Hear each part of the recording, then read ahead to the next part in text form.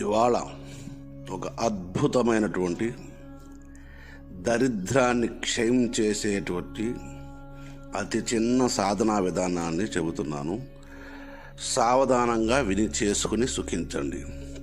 ముందుగా ఈ సాధనని చేయాలనుకునేవారు ఎవరైనా సరే, ఇది 2 పౌర్ణములు చేయవలసిన సాధన. అది కూడా పౌర్ణమి రోజు మాత్రమే మొదలుపెట్టి అమావాస్య వరకు మాత్రమే. ఇక్కడ మేము చెప్పే మంత్రాన్ని రోజుకి 555 సార్లు పఠిస్తే చాలు. ఇలా 2 పౌర్ణములు తప్పకుండా చెయ్యాలి.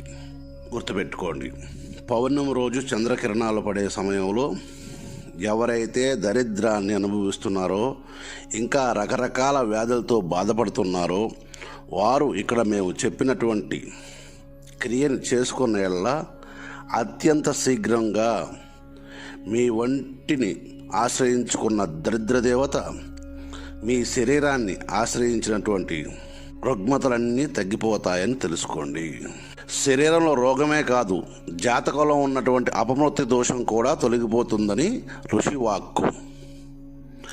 ఈ మంత్ర సాధన చేసే సాధకులు మీ డాబాపై కావచ్చు, లేదా ఎక్కడైనా ఆరుబయట విశాలమైనటువంటి ప్రదేశంలో చేయవచ్చు.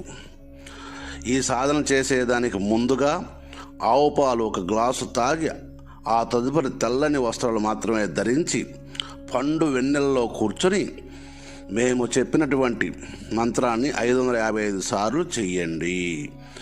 ఇలా పౌర్ణమి నుంచి అమావాస్య వరకు చెయ్యాలి. ఆ తర్వాత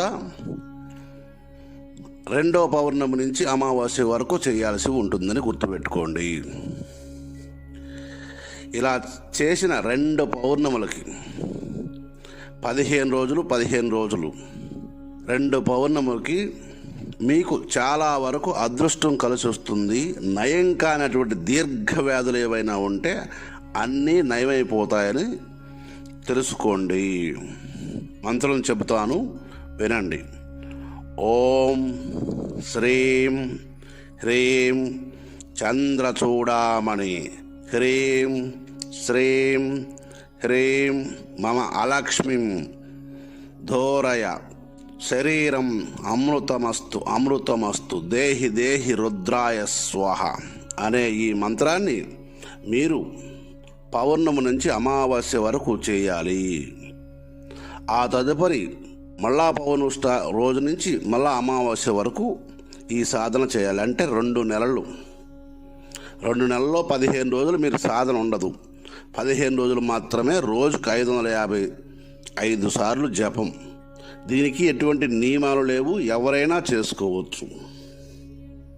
గుర్తుపెట్టుకోండి సాధకులారా, ఈ మంత్రాన్ని ఎవరైనా చేసుకోవచ్చు. ఇది అద్భుతమైనటువంటి చాలా చిన్న క్రియ, ఎటువంటి నియమాలు లేవు. మడి మైల ఒక్కటి చూసుకొని సాధనకి ఉపక్రమించండి. ఇలా మీరు ఇవన్నీ ఇక్కడ చెప్పిన మంత్రము, ఆ విధానము అంతా 1కి 2 సార్లు విని చేసుకోండి. పూర్తిగా స్కిప్ చేసి మళ్ళా నాకు కామెంట్ పెట్టడం వల్ల మీకు లాభం ఏమీ లేదు. నేను రిప్లై కూడా ఇవ్వను. ముందు వీడియో 1కి 10 సార్లు చూడండి, మీకు అర్థమైంది. అర్థమైన తర్వాత కామెంట్లు పెట్టండి. ఇంకా ఏమైనా అర్థం కాకపోతే. సర్వే జనా సుఖినో భవంతు.